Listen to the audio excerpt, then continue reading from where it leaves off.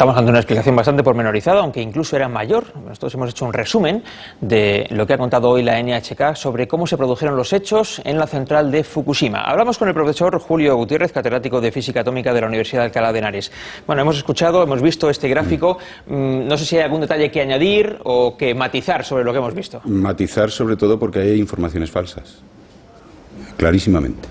¿Cómo qué, por ejemplo? Por ejemplo, han dicho que parte de las barras de combustible del reactor se habían expuesto al aire y que por eso se había precisamente creado el hidrógeno, la burbuja de hidrógeno. Eso primero es falso, porque si eso hubiera sido verdad, quiere decir que habría reventado primero lo que llamamos la olla a presión, la cápsula de acero que contiene el reactor. Si es que eso ha sido así, si eso es verdad, quiere decir que es mucho más grave de lo que nos están diciendo. ¿Cuántas capas de protección tiene un reactor? Bueno, depende. Estos son muy antiguos. Estos reactores, como son muy antiguos, pues no están tan protegidos como pueden estar los reactores modernos de agua a presión. Estos son de agua en ebullición. No es que no esté a presión, está a presión, pero muchísimo más baja que la presión de agua a presión. Entonces, estos reactores tienen... el agua que entra en el propio reactor, que está en contacto con el material radiactivo, es la misma que está moviendo la turbina y por lo tanto sale del edificio de contención. Es muy probable que evidentemente se haya reventado no solamente con el tsunami, sino también con el propio terremoto, porque ahí hay varios reactores y unos han sufrido y otros no. Entonces es posible que lo que es las conducciones de agua radiactiva, que está en contacto con el material radiactivo del núcleo, haya habido escape, se haya roto la canalización y de ahí que no se pueda refrigerar, porque no hay manera de poner en marcha esas bombas, porque ya no funcionan. Precisamente por eso, al quedarse sin agua, lo que es la cuba del reactor ha bajado de nivel y se forman burbujas, para decirlo en pocas palabras, se forma una burbuja de hidrógeno que ha tenido que salir de la cuba, entrar en el edificio de contención, incendiarse en contacto con el oxígeno del aire, y es lo que ha producido la gran explosión que literalmente ha vaporizado el tejado del edificio de contención, que es de hormigón. Que es lo último que queda antes de salir al exterior. Evidentemente, si la cuba está intacta, como dicen, no ha podido nunca haber contacto del material radiactivo con el aire. Entonces, es muy probable que la cuba esté fisurada. Es muy probable. Desde luego, lo que es seguro, para que se produzca hidrógeno, es seguro que el material del reactor se ha fusionado en parte, es decir, se ha fundido. La temperatura es tan alta que el material se ha fundido. ¿Y eso qué supone?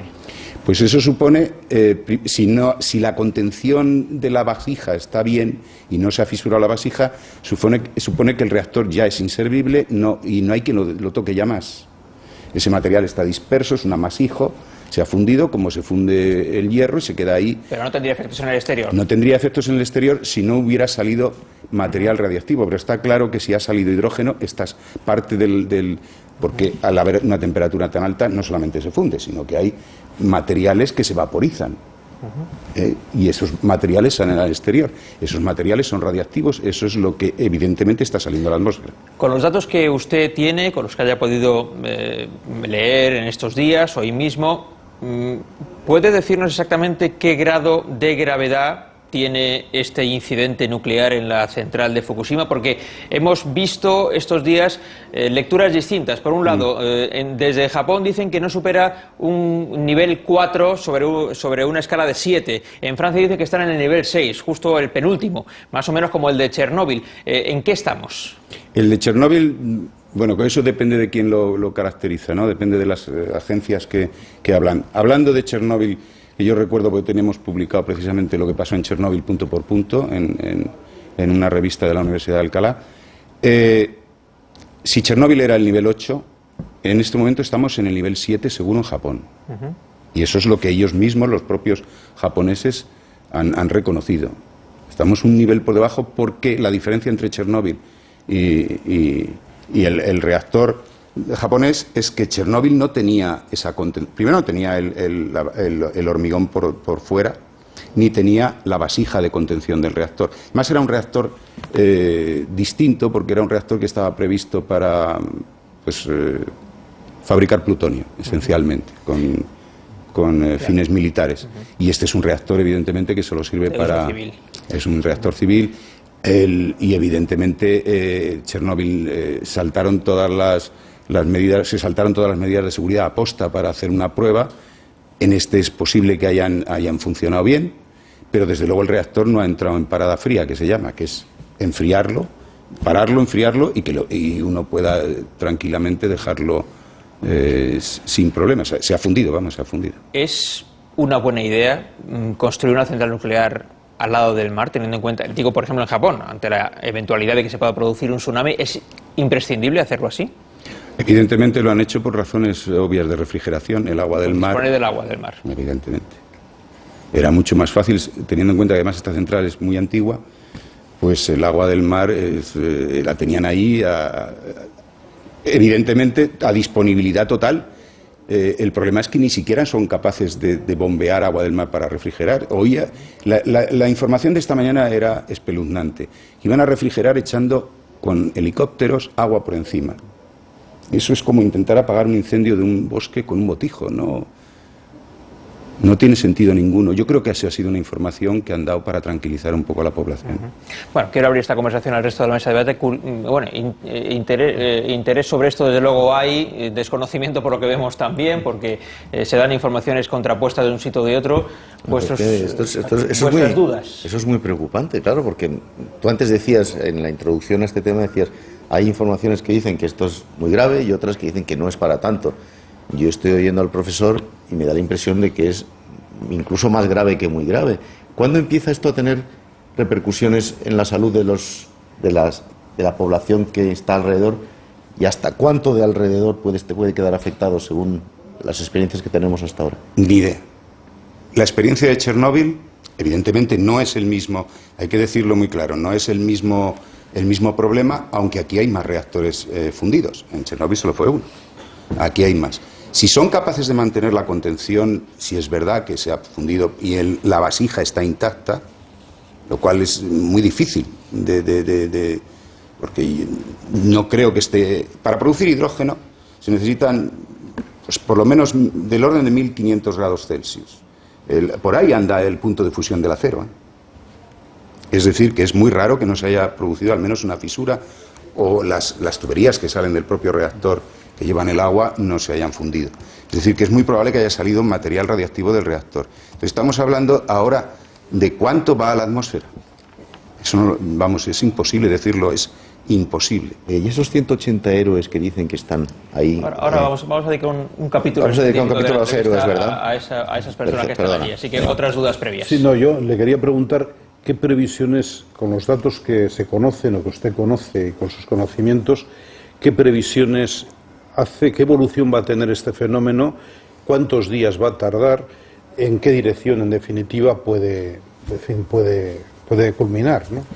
Si consiguen enfriar el reactor, refrigerando como puedan, que esa es la gran pregunta, y yo no tengo ninguna respuesta cómo van a enfriar aquello, como lo enfriaron en Chernóbil, que era echando pues materiales desde arcilla y cemento, hormigón, lo que se les ocurría, le echaban encima para hacer un sarcófago y mantener aquello más o menos pues controlado, porque ya evidentemente no va a haber una explosión nuclear. Eso es una de las cosas que siempre preguntan.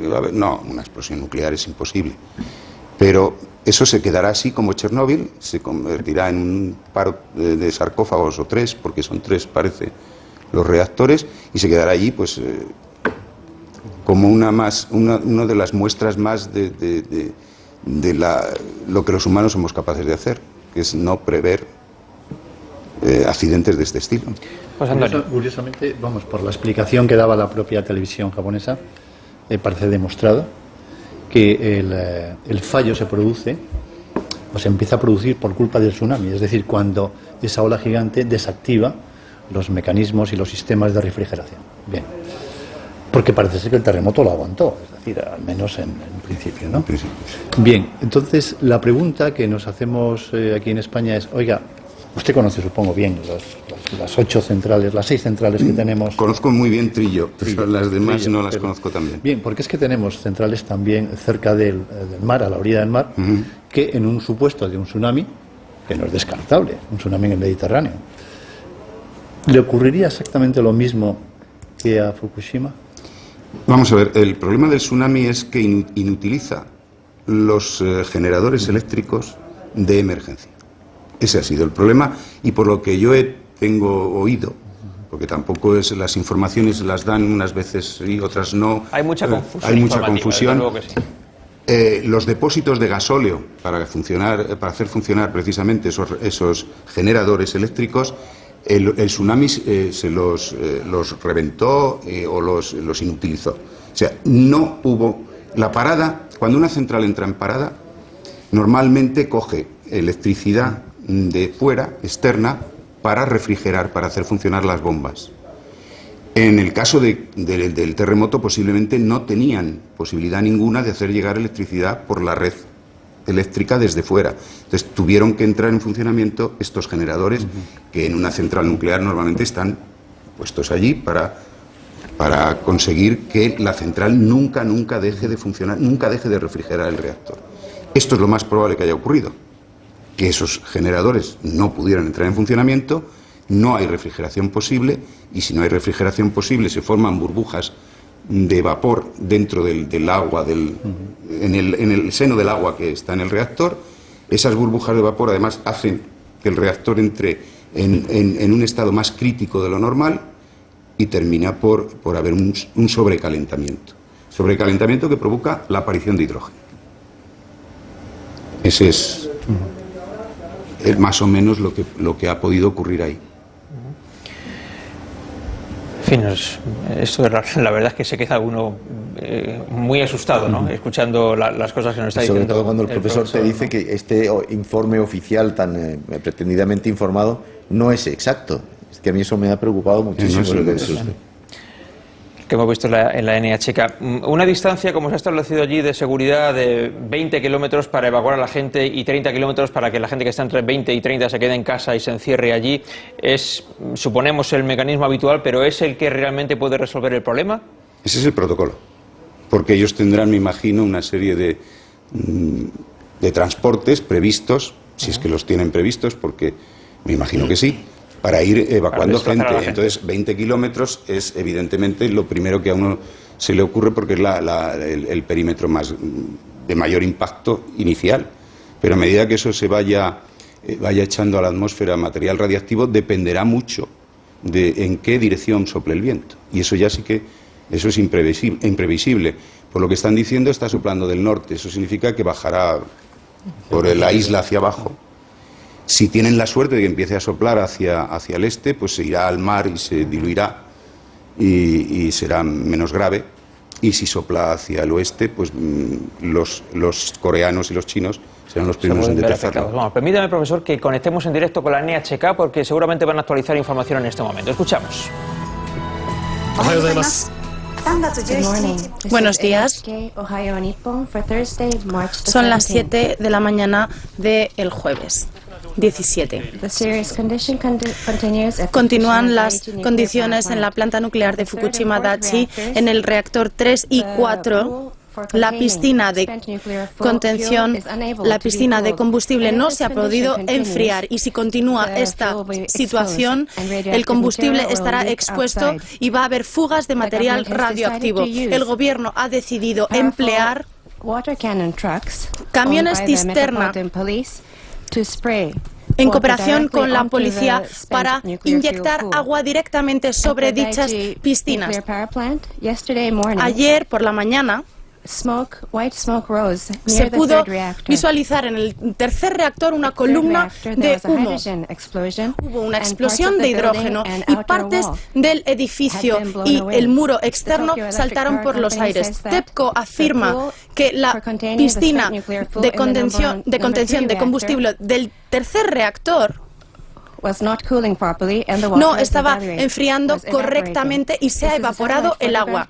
Esto es una imagen satélite tomada por oficiales estadounidenses, se puede ver la columna de humo que sale del tercer reactor. En la parte izquierda podemos visualizar el cuarto reactor. El martes hubo una explosión y también está expuesta la parte lateral del edificio. En el tercer reactor no han conseguido refrigerar correctamente.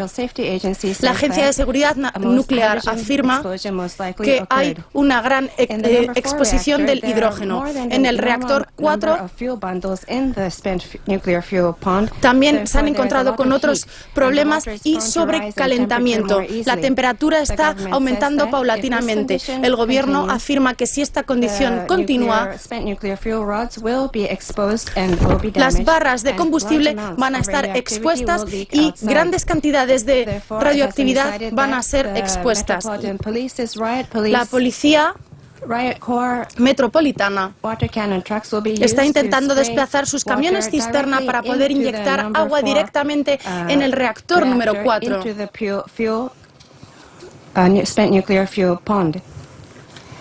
Para evitar toda esta situación. En este momento están evaluando por dónde van a inyectar ese agua. Ahora el camión cisterna está esperando. En cuanto llegue el agua, comenzará la operación lo antes posible a lo largo de la mañana. Los reactores 5 y 6, cuando tuvo lugar el terremoto, estaban en mantenimiento. Sin embargo, en estos reactores también ha disminuido el agua de la piscina. La temperatura está aumentando. En el reactor número 5 estaban almacenadas las barras de combustible y la temperatura también está aumentando a 60 grados. En el reactor 6 también hay almacenadas más de 100 barras de combustible. Hay 4 grados superiores.